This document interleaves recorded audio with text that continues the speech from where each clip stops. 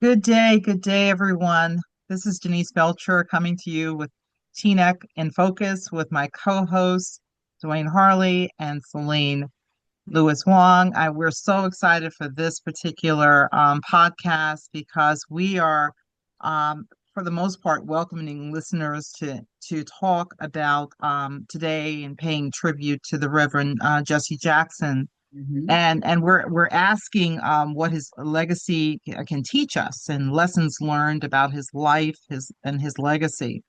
And we're each individually realize that we all have individual experiences and memories of him in our individual lives.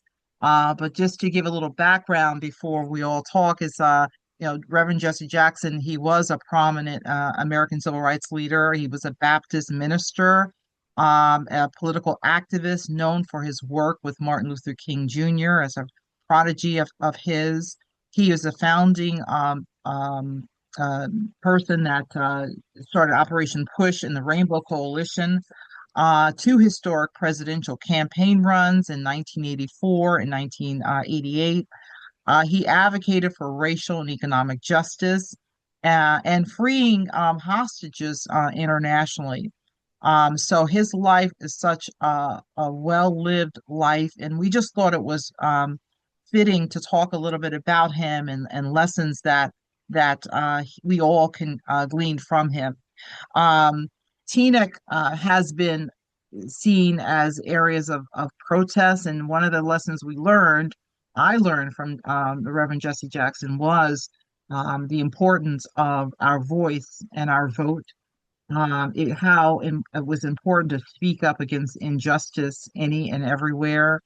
We all know some of the things that he's known for. When I think about Jesse Jackson, I think about him coming to my college campus and always talking about the young people about I am someone, I am somebody, I am. Doesn't matter, what my lot in life may have started at. Doesn't matter, if I'm wealthy or not. That I am somebody, and he left that with us as a mantra that we constantly remember that we have value to add to who we are as individuals, what we bring to our community, what we bring to our nation and the world. And I also think about the fact that he was a purveyor of hope. He always remembered the importance of hoping. He always would say, "Keep hope alive." And we think about even the run that he had as president. He did not quite make it to be that, of course, but some decade later, we have Barack Obama, who the Reverend Jesse Jackson actually saw become president. So it is such an opportunity for us to talk about, what the Reverend Jesse Jackson meant to each and every one of us. So we're going to talk a little bit about some lessons learned from moral clarity, which he was always talking about, productive tension, coalition building, the importance of building coalition with all types of groups, not just African Americans, but we all know about the Rainbow Coalition and his during his run as during his presidential run, how he was involved with Push, the People United to Save Humanity. And so we're going to talk about youth leadership, and as a young person himself, how he uh, always would speak to young people about the importance of our voice, nonviolence, engaging with institutions, and lastly, here again, his message on hope. So I'm going to turn it over to Duane to talk a little bit about his memories and thoughts about the Reverend Jesse Jackson. Thank you, Denise. Yes, Reverend Jesse Jackson is definitely an icon in my life. I think he was the first person who enabled me to get interested in politics. Because 1984, when he first ran for president, I was in eighth grade, I believe, and I remember my father and my mother were heavily invested and involved with his campaign. We used to have a big poster of his campaign in front of my house, nailed on the front of my house right on the street. And I just always remember being Jesse Jackson's name and everything was always in my house. So I always paid attention to when he ran for president. See that first time, and he kind of gave the world a visual that it could be possible that in '84 a black man could actually run for president and be somewhat successful because he actually started building a coalition of folks who got behind him, and that kind of turned everything around. I think politically for me. So I think he's definitely somebody we should be honoring. As far as with the protests, he was always someone that if you feel like there was something wrong or something going not right or someone's being oppressed, you have to stand up and say something. And one of the main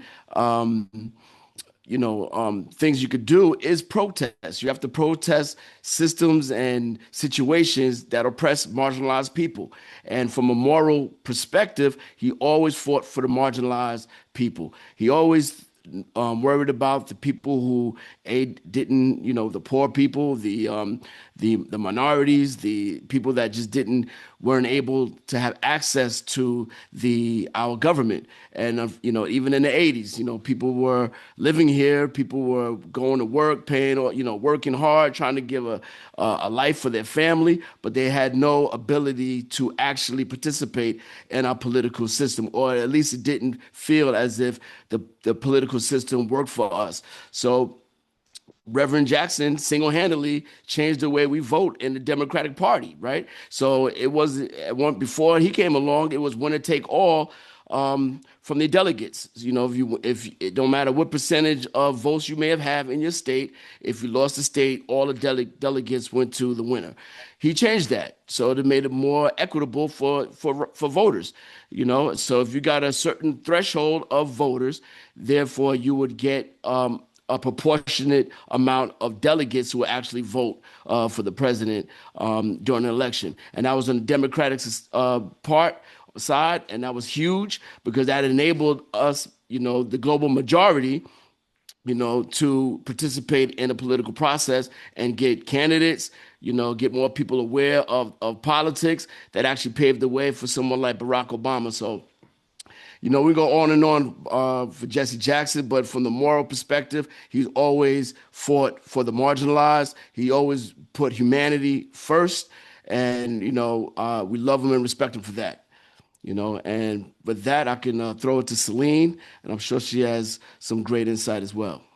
Well, I think all of us, not just us three that are on here, but the Black community at whole, there's someone in our family or of us who always has a connection with the Reverend Jesse Jackson. And I was mentioning prior to us recording and that I believe every Black community member has a picture of Jesse Jackson someplace circulating in the albums. I actually posted about that as well because in my family too, when he ran for president in 1984, and there were meetings in New York and New Jersey, and my family has pictures when he was announcing his run and just getting people together to be on his team. And I think that just gave us another surge of hope, which that he stood for. There was others prior to him, and we know there was Shirley Chisholm. There was many folks who wanted to run for president. Here he was coming in from being a protege of Dr. Martin Luther King. People knew him for. He was the man that always stood for protest. In 1984, he put his bid in to run for president. He gave a sense of hope to the people. And that's what he affirmed. There was a couple affirmations that he gave to the community as a whole, and they were, I am somebody. Right? We always remember him saying that I am somebody. That old clip that's circulating right now, those who were able to see it on Sesame Street, which is like an amazing clip of him, and he has the Martin Luther King medallion on. He was just cool, and he made sure that he told every child on there and made them say the affirmation, "I am ending off with somebody. And I have a little bit of what he did say on there, and it says, and I may be poor, but I am somebody. I may be on welfare, but I am somebody. I may be small, but I am somebody. My mind is a pearl. I can learn anything. Nobody can beat me, but me, I am somebody. So we definitely just appreciate those affirmations that he provided for us and that still lives for today. Right. And so it was just an amazing a man that he was, and also a gentleman that just stood for so many things that our youth can learn from today. Speaking of, Dwayne was speaking of protests and how protests are extremely, I would say on the rise, but it's something that we did as a country because that's what this country is for. We have the right to do it. And definitely Reverend Jesse Jackson really supported protests, not out of emotion, but also out of necessity. And it was had to be strategic. You know what I'm saying? And so that's one thing we learned from him. And also with our youth who are protesting, and as you know from the news, the youth are protesting ICE in our neighborhoods throughout the state of New Jersey. They're doing that. And so our youth are the ones who lead. We seem to not, we don't seem, but a lot of our youth don't understand that our leaders that have now passed on, they began this as youth themselves. Just Reverend Jesse Jackson was a young man walking with Dr. Martin Luther King. They were in their 20s. John Lewis was in his 20s. Um, Andrew Young was in his young men back in the day, leading the way in protesting. Okay. And was faced with death on many occasions, right? And unfortunately, some, our leaders were assassinated, but they did this when they were young. And so, if anything, if our youth do not know about the Reverend Jesse Jackson, it is now time to really learn about who he was because he has changed definitely America. And, we all work with youth. And we all, our youth will look to their left and look to their right and say, well, who would lead us now? Well, the answer is you. The answer is you. The youth will lead us now. Right. Okay. There's no age requirement that says this is where I should begin. There's no age requirement for that. Okay. Dr. Martin Luther King started preaching when he was a boy, right, in the Baptist church. And so many stories like that.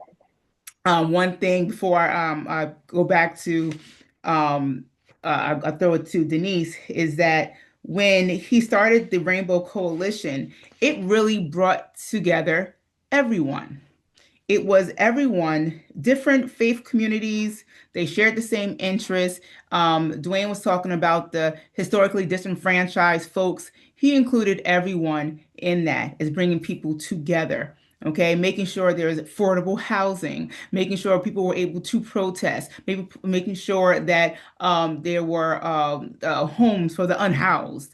Dr. Martin Luther King really led, one of the ones who led that charge, and that now it is up to us to continue that. And so there's just a little bit of my take on the Reverend Jesse Jackson that definitely was very influential. And me as a youth, I know Dwayne said he was in eighth grade. I'm not going to tell you what grade I was in. I was younger.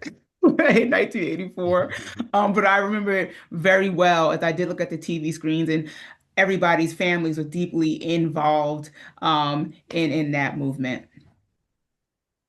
Absolutely, Right. absolutely. I mean, and going back to what you were saying about protests and young people. I mean, just in recent days have been reading up on, I think it was the anniversary of a Greensboro 4, Hmm. which were the HBCU students that did the sit-ins at the sit-ins at Woolworths and Yeah. the different Right. places in the South. And I mean, when you think about it, these young people were literally, like teenagers and, early 20s. And so often, the Reverend Jesse Jackson spoke to, young people about, the power of the protest, the importance of your vote and your voice, and doing whatever you could to fight injustice. And so one of the ways that I remember Reverend Jackson basically is through economic justice. He he was one of the very first civil rights leaders that put that correlation between um, speaking up against corporations that did not have adequate representation for instance, in the sports arena, Mhm. having African American players that were players, but how many actually sat in power in positions of power and influence? How many of them were like head coaches and sat in the C-suite and so forth? He placed a demand on these corporations, and he showed us the power of our voice, speaking with our dollar and speaking with our ability to really stand against these institutions that would not adhere to and to your point, Seleena, about affordable housing and looking at ways in which we could hold account to institutions, both private institutions and government, to address things. I mean, some people call it DEI, whatever you want to call it. He was the person that placed a demand on, we need representation if we are, in different aspects of all life, all institutions, all corporations, and so forth. So we owe a debt of gratitude to the Reverend Jesse Jackson when it comes to that protest. And protest is not a bad word. That peaceful protest No. is what he learned from the Reverend um, Dr. Martin Luther King. That he learned that, you know what, we can speak with our vote, and we can speak with our voice, and we can speak with protest as well. Uh, so as we kind of wrap up this episode, I just want to open it up to the two of you to see if you have any, parting thoughts on the life and legacy of the Reverend Jesse Jackson.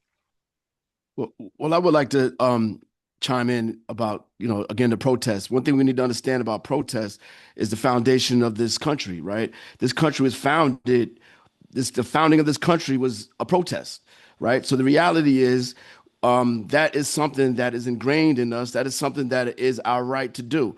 And protests are meant to be disruptive. Protests can't be a picnic. It has to be something that's going to voice a demand, and it happens until that demand is met, right? And the reality is, this is one of the things that Jesse Jackson and a plethora of people have fought for throughout their lives, is to be able to have a voice. And since our government oftentimes ignores many of us, you have to protest. There are things you have to um, get out there and make known to people who may not be aware. And one way a protest does is create awareness also, right? You're not just people just yelling and screaming and being mad. It also creates awareness to a bunch of people who may not know. And then when they do know, they find out, then they can get involved as well. So, and protest comes in many forms. Economic protests. What we're doing now with, we're not doing Target and Yeah. or Home Depot. A lot of these different companies, because you know why? They don't see everybody as human beings, and that's part of the reasons why the humanity is important. And that's why people get out and protest, because oftentimes their humanity is not being recognized, right? Mhm. We're not living with dignity in this country. Many of us don't have dignity because our government is attacking us. And those who think that people are just out here hating because they're protesting, they're not seeing the dignity being negated from people's lives. And I think if we start seeing that and acknowledging that, then we'll respect the protests a lot more. I remember just quickly, when I was in Hampton University, there was a quote on the wall in one of the dorms, and it said, "If my mind can conceive it and my heart can believe it, I can achieve it."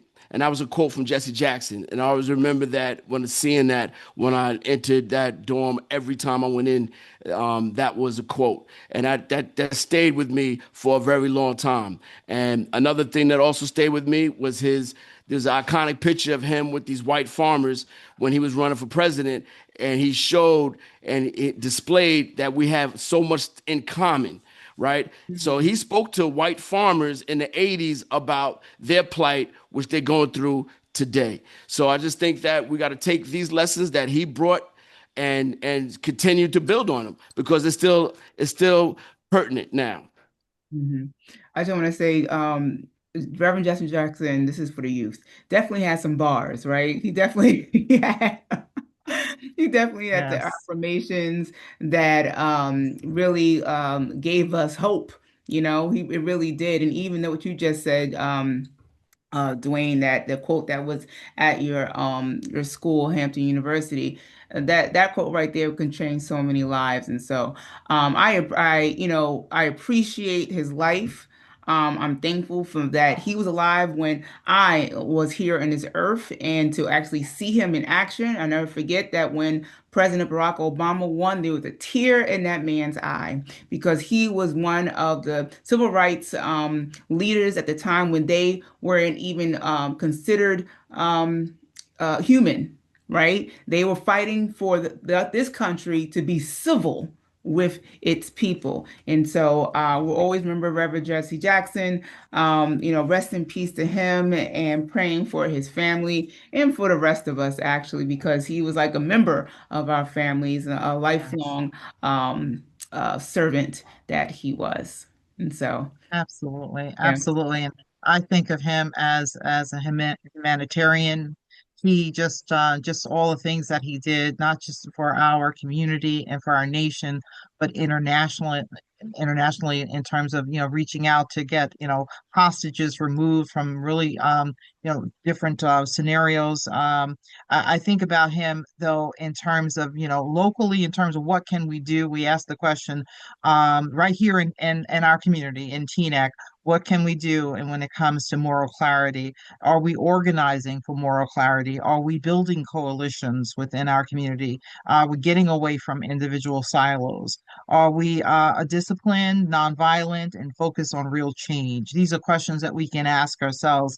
And lastly, we invite listeners to ask the question, choose one lesson from the Reverend Jesse Jackson's life and apply it this month, the remainder of Black History Month. I think it's only fitting that he went home to be with the Lord during Black right. History Month. I mean, he orchestrated that. That's what Right. power is in that.